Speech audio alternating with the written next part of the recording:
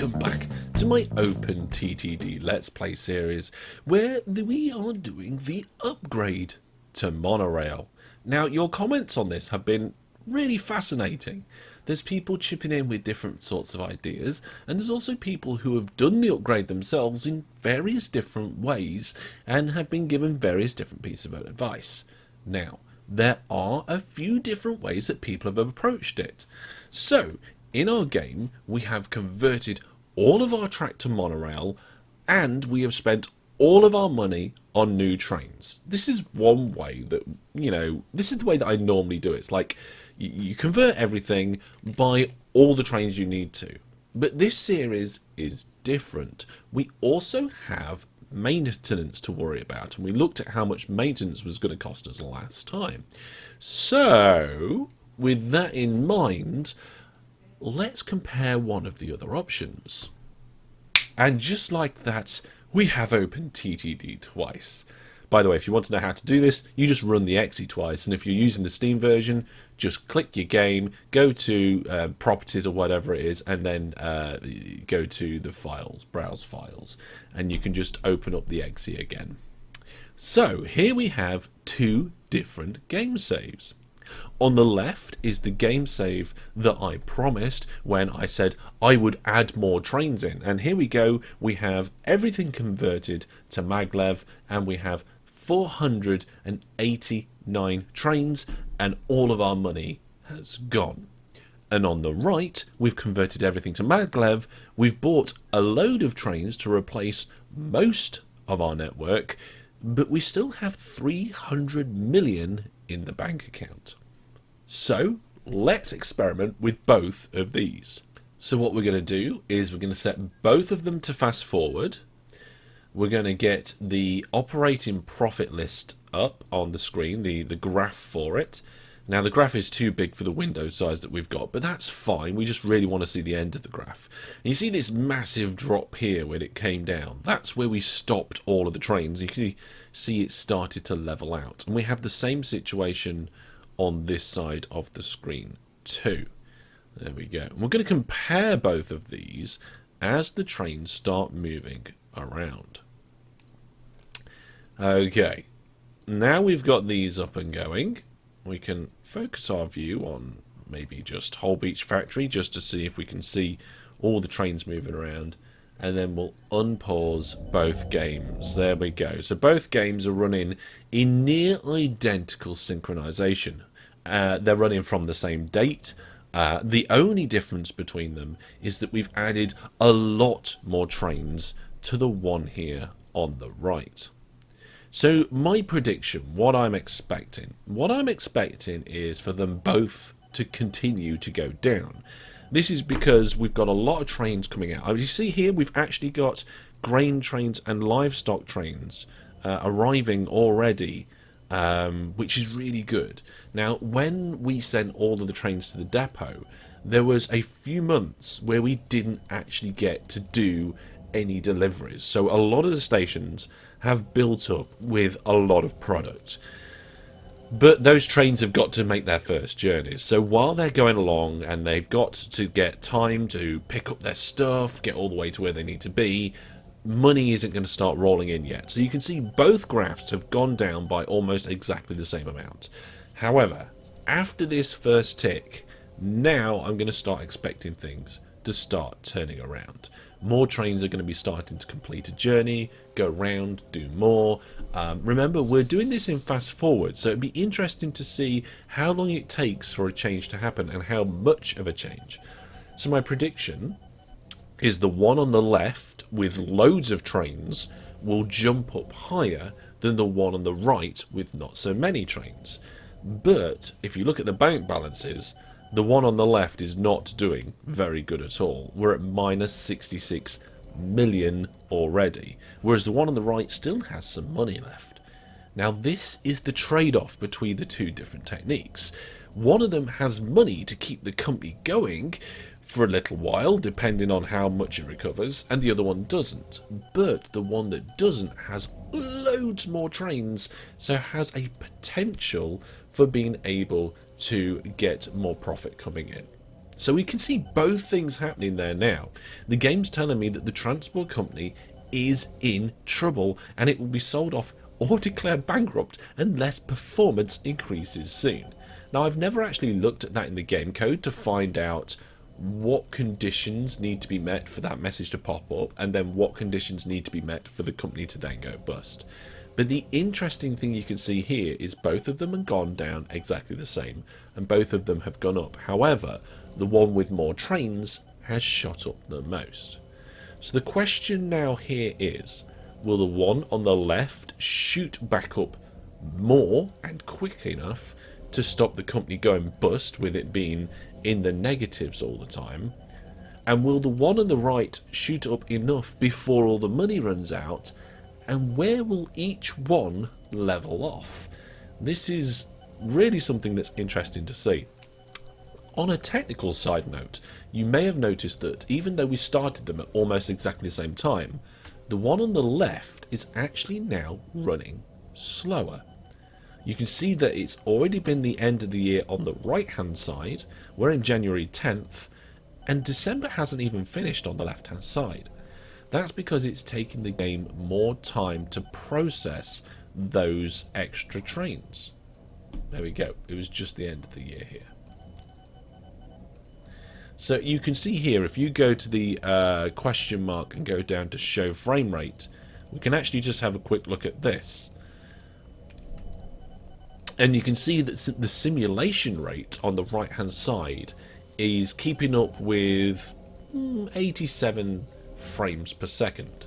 That's the game working out where all the trains are heading, what direction they're going, do they have to service, all of this kind of, have they broken down, all of this stuff that the game is having to simulate constantly. And that's on the right hand side. On the left hand side, you see that we have 60 frames per second, which is fine, it's okay. But we're fast forwarding both games, remember, so there's going to be a lot more load on each game, and we've told OpenTTD to fast forward both simulations as fast as you possibly can. So that is why one game is now running slower than the other. Now, looking at the graphs, we can see that the one on the right hand side has had 3 reports of income. Now, not all 3 have just gone up and up and up. There's been a bit of a zigzag. It went up and then it went down slightly and went up again. Whereas one on the left, it went down slightly, but we haven't actually got the extra reporting yet of what the situation is. Looking at the account balance, we can see that had... Oh! We just got the report of the 3rd node, and that is a significant jump towards where we want it to be. I don't know if it's going to reach positive lines. At this rate, we need the left-hand side company to get up above that line and start turning enough of a profit to get rid of that red bank balance. And on the right-hand side, we just need that line to get up there at some point, preferably before that bank balance runs out.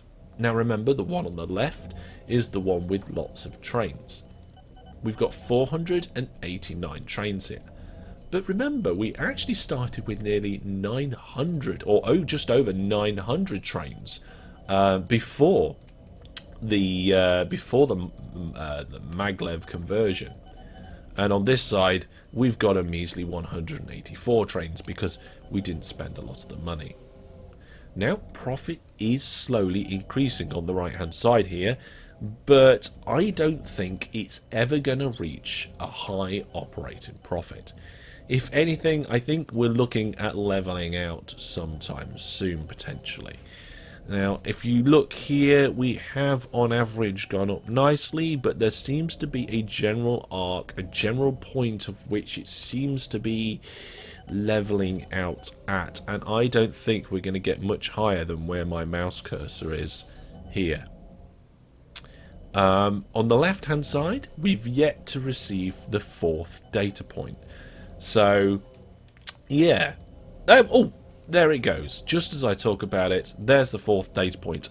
And interestingly, it's above the line. It's above that 0 line. We actually made a operating profit last, I think it's quarter that these dots come in. So there we go. You can see that the one on the right hand side just got another one, and it's heading down a little bit. In short, the company on the right is never going to be successful. It's never going to produce enough money to be able to pay for all of the maintenance for all of that maglev track. There's just not enough trains on it. Now, if we wanted to, we could stop the game where it is and spend the 40 million on more trains to say, hey, okay, so we've got some money coming in, we need more, let's spend more money to get more trains and see if we can bump up that profit. But it's never gonna be enough. Because you can see that on the left hand side we spent all of our money immediately and it's only just done the job. Now, will it continue to do the job? How is that going to work? Let's find out, and just skip forward about a year. So it's now the beginning of 2027 and both graphs are very different, but both of them are actually not good.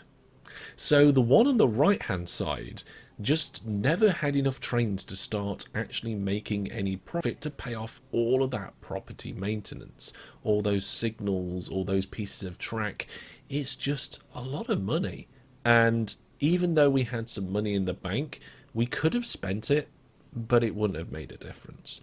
We ended up being 150 million in the red with a company that is just bleeding out money. It's never going to recover. However, on the left hand side we have a company where we spent absolutely everything.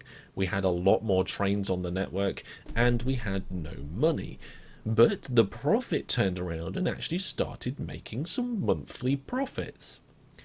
However, we put ourselves so far in the red that recovering at this point is going to be extremely challenging, if not impossible. You can see that we've got the shape, we've got like an M shape here. You can see where my mouse cursor is, like an M shape. And that's because it's either at the end of the year or at the first of the year, the profit is down for some reason. I don't know why it does that or what this shape is. Or I don't know whether it's yearly or what, but there appears to be a few good months and then a bad one, a few good ones and then a bad one. And this shape does actually, I've run the simulation, it does repeat over time. Now, unfortunately, there's also another pattern to this repeating, doing a little bit well and dipping, and that's that there is actually a downwards trend. Something along the way is costing us more and more money all the time, or our profits aren't coming in as much. My guess is that the maintenance is actually slowly increasing as we go forward through the game with inflation, and that means less and less profit. Which means we never actually gain enough profit to dig ourselves out of the hole we put in. So on one side, we made sure that we're not in a hole, but then things go so terribly wrong that we end up in one. And the other side, we put ourselves in a massive hole, we managed to dig ourselves out of it, but for some reason we keep falling back into the hole.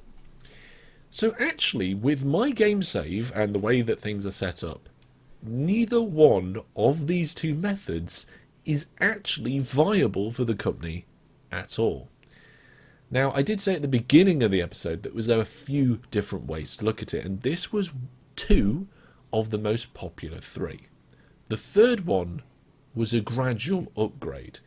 And you know what? I think for the first time ever in our OpenTTD Let's Play career, we're going to go back in time. Back in time. Back in time. Back in time. Back in time.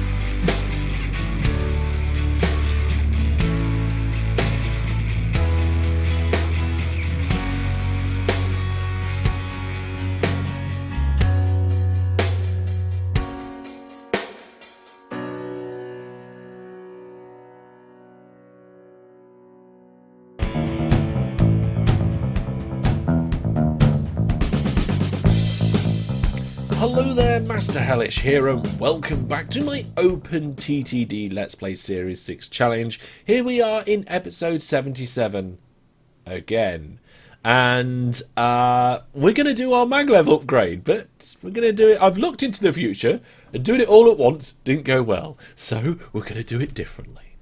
Now, I'm going to choose a line to upgrade to MacLeod, and we're going to look at it before and after, and we're going to consider a few different things. Now, one of the things that I just blatantly didn't think about last time was, like, speed limits. So we're going to do some testing on speed limits. So we can see here that, now that's a bad example because I upgraded to monorail. We can see over here, we've got a train going along. It's currently going at 255 kilometers an hour, and it's made up of passenger carriages, and that looks like potentially the Tim. So let's go and look at replace vehicles. Oh, it's not, it's the Aegis Star. I got the wrong train, it's the Aegis Star. So if we have a look at the details of these, we can see that the top speed of the Aegis Star is 265 kilometers an hour, and the top speed of a passenger carriage is not listed. It's basically unlimited. It's the same for a mail van. However, livestock vans and we've got these are the monorail ones, I think. Can we just show? Oh, we can't. Okay, never mind. Bulk wagons for wood and stuff, they're 160 kilometers an hour as well. But does that really work and apply in the way that we think it does? Well, let's find out. So if we have a look in a depot, we can see that in the vehicles we've got various different things going on in here. You can see that some of these trains go at like 177, 241 and 265 kilometers an hour. Now the passenger carriage doesn't actually have a maximum speed limit listed, and neither does a few things like the mail van. But the livestock van has 160 kilometers an hour listed. So you can see that this train here is going at a maximum speed of 160 kilometers an hour. It's kind of a waste of the Aegis Star that can go an amazing speed. However, we've got it for the reliability more than anything else, because if you go down the list and look at trains, so the SH30 is the fastest electrical train that I know of that doesn't go beyond 160 kilometers an hour. Its maximum reliability is actually 100%, so we could potentially use that. It's mostly through laziness that I just use the same train pretty much everywhere.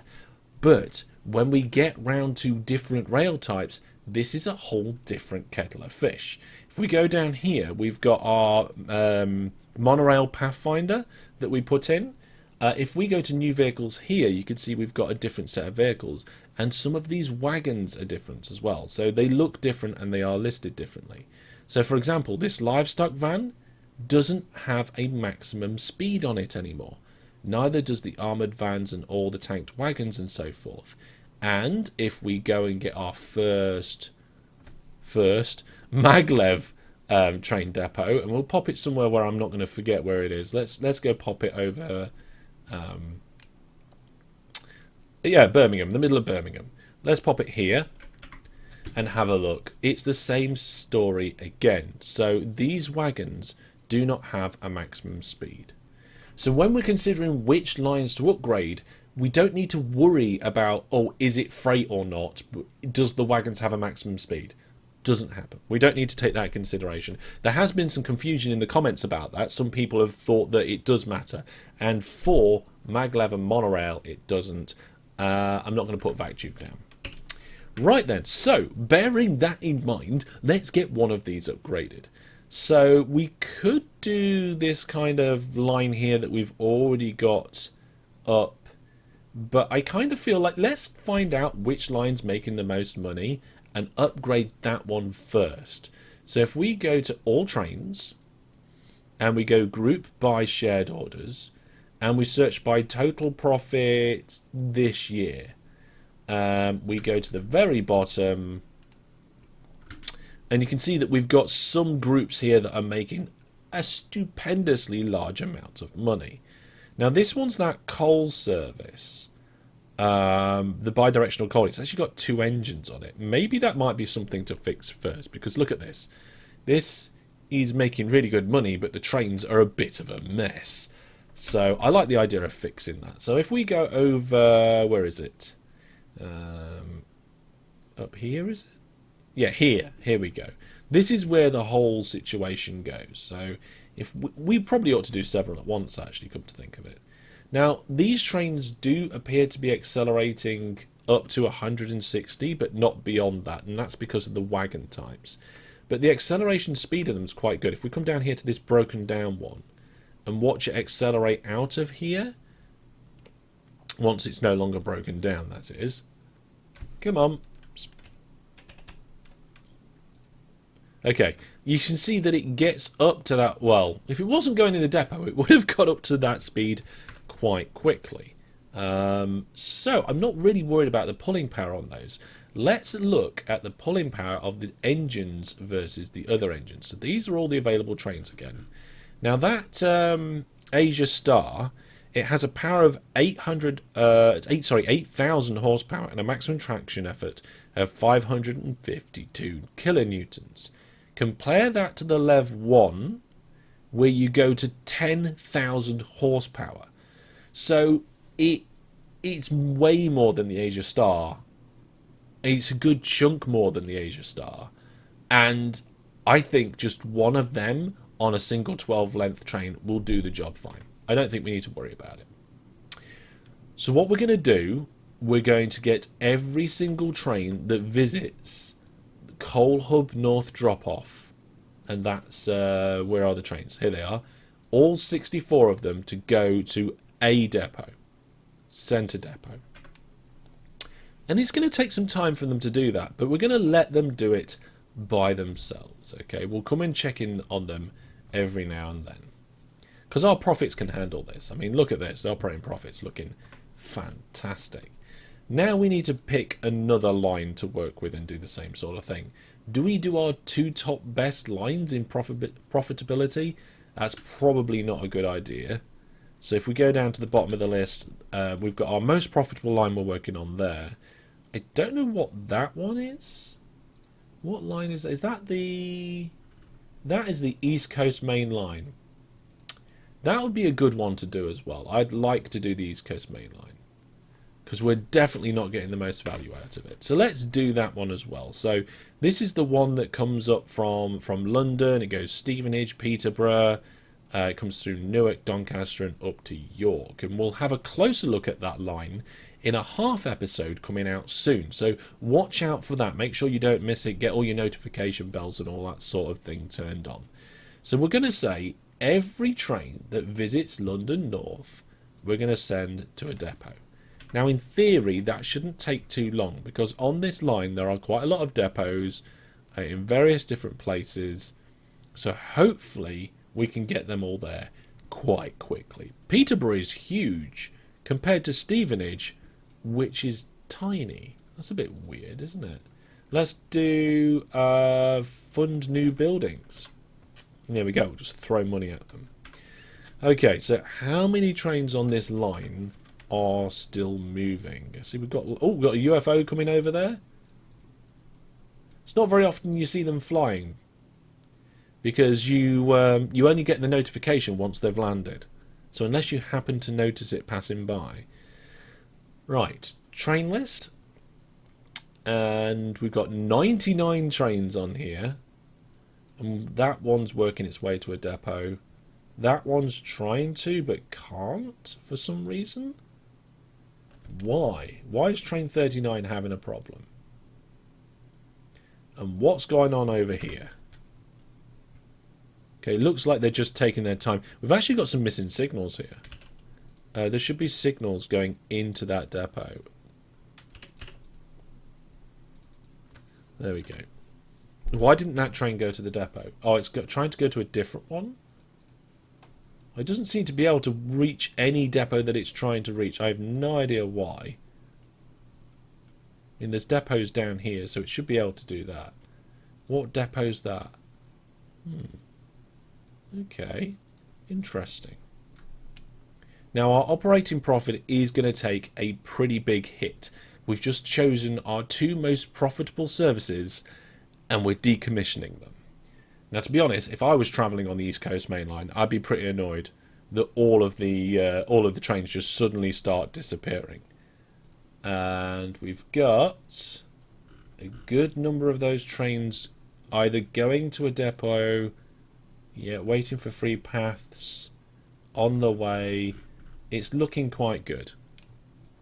Now, the downside with doing it like this, I can't just swipe over the entire map and change it all to maglev. I've actually got to go along all the bits of line and swipe in little sections to make sure that I don't accidentally select another section of track.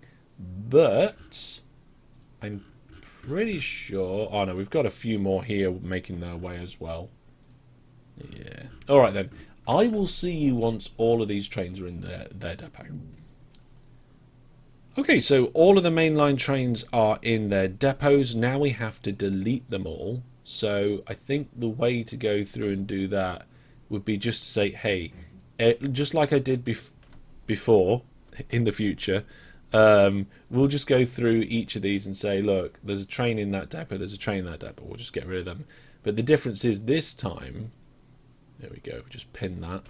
We've only got like 90 trains to deal with. We haven't got like 900 trains to deal with. So I'm quite happy about that. It won't take too long to get through. Look, we got down to 81 while I was doing it. So I don't know whether to continue to provide a mail service on this part of the network. I think I should, because if you look at there is a lot of mail. If you look at the information on the screen, there is a lot of mail. I may actually increase the number of mail vans, because I think that will increase the amount of profit we're going to get. Yeah, we're going to have more mail vans, because I don't think 2 is enough. Now, also, these trains are going to be sort of longer, because we're not going to have the double-engined trains. We're going to have the single-engine trains for the maglev network here. So... yeah, we're going to be looking pretty good. We're going to gain a carriage, and I think we're going to spend that carriage on a mail van, and we might get a 4th one. But what we'll do, before I make that final decision, is I'll just go along the line and have a look at some of the stations and just try and get a really good idea about how much mail there is. Because we've got to bear in mind that yes, there's probably a lot of mail sat there at the station, but that's probably because we're not servicing it well enough. Like, we haven't got enough mail vans on our trains. As soon as we get enough mail vans on our trains, we're going to have a lot less mail sat around at the station. So it's not giving us a kind of true indication of the ratio. But that's all of the trains on the line gone. You can see in London we've got thousands of mail. Stevenage is roughly a fifth, I think. There's quite a lot at Peterborough. In fact, nearly as much mail as passengers, which is a little bit strange. Newark's not growing massively, but it's getting there. We haven't got a lot of mail at Newark. Okay, so maybe... I mean, there's a couple of places here where it has got a lot. Like Doncaster's got a very large amount as well. And York, yeah, York's got a good percentage too.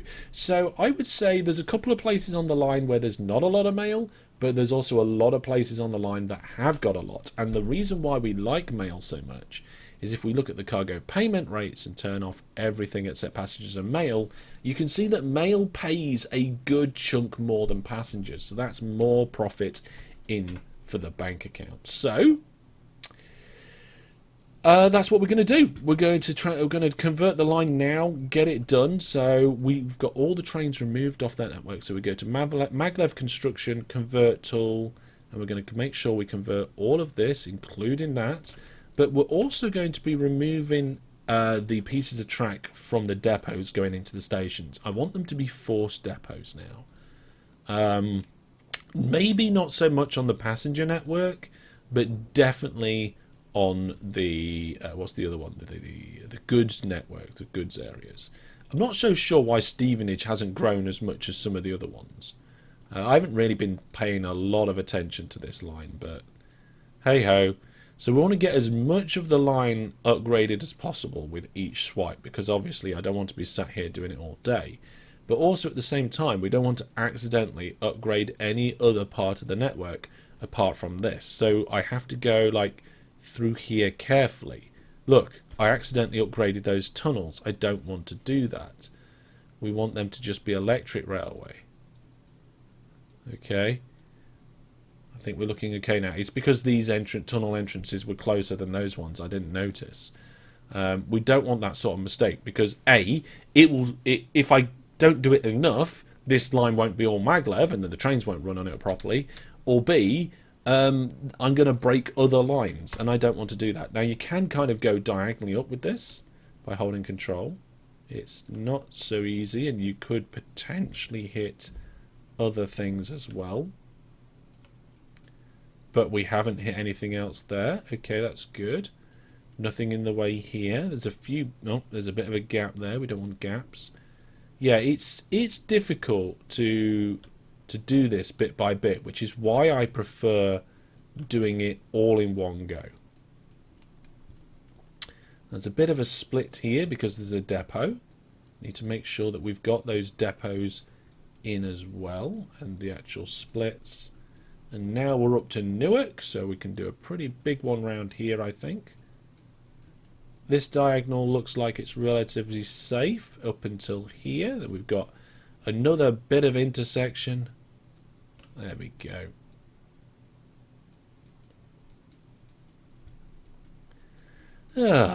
It's nice to be upgrading, but it's not nice to be doing it again. But I suppose in some ways it's cool to have explored both options and seen how things have gone. We've kind of done this upgrade 3 different ways now, which I've never done that before. I've never gone and said, right, I don't know whether I want to do it this way or that way, and then done it both. So there we go. There we are now. We now have our first line upgraded to maglev, and we're going to get some trains out there. We're going to have a brand new lev train.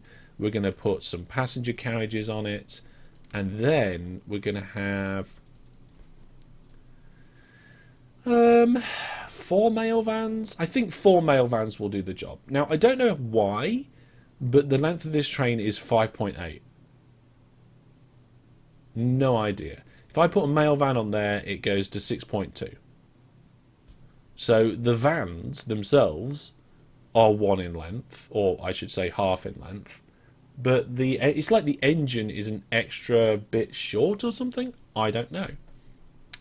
And what we're going to do is we're going to give it its orders to go from London all the way to York. But we're going to remove the non-stop order, and this will give it implicit orders to visit each station on the way there and each station on the way back. It keeps the orders nice and clean and simple, and you know, it does work. Some people like to go in and put every station along the route and every station on the route on the way back. It's not needed. The game can figure that out. So then we're going to clone this. Now, last time we had 90 trains doing this route. These trains are going to move faster along the same track. Let's start with about 50 trains, I think. So if we go to York and look at the number of trains, it says 5. We keep clicking. I think 50 is going to be a good number. 30, 40, 2, 5, 5, 6, 7, 8, 9, 50! There. Way. So there we go, folks. The maglev upgrade has started. We've got our first proper trains out. Our operating profit is going to take a hit, but I'm sure the company will continue. Now, next time, we're also going to have to make sure that we're working on the other bits that we're upgrading, as well as expanding the network too. I have no idea where that train thinks it's going, but I did tell all of these trains, look, nearly all of them have gone to the depot now, but not quite all of them. Look, go to the depot. There we go. Hopefully we can get all of those ones in and change sometime soon. But we can see here that our trains along the East Coast Main Line are travelling along quite nicely at 402 kilometers an hour. We've got some nice mail vans in there. You can see that we've got lots of mail picked up. It says it can't reach York. I don't know why it can't reach York, but I think it will be alright once it's got its implicit orders in place. It's doing a little change at Stevenage. We get a bit of a transfer, a bit of an income, and off we go. Well, we're going to leave it there, folks. It was a bit of a different episode, wasn't it? We've probably got one more episode now before we look at your 2025 saves, but that is going to be all for now. Thank you very much for watching. Leave all your comments, thoughts, suggestions, predictions down in the comments section, and I will see you soon. But from me for now, thank you and goodbye.